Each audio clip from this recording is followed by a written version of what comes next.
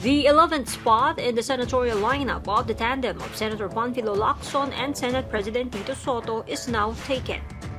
Sotto revealed that former Vice President Jejomar Binay has joined the senatorial candidates of the Lacson Sotto ticket. Binay is the president of UNA, or the United Nationalist Alliance.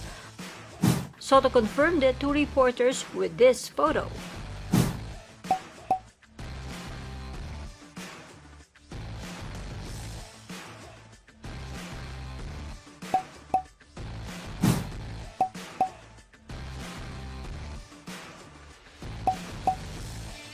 With Binay's name in the roster, only one slot is open.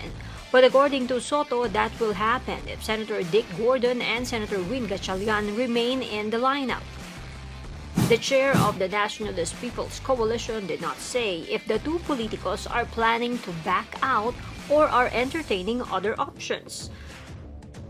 So far, the Lacson Sotto senatorial lineup consists of the following.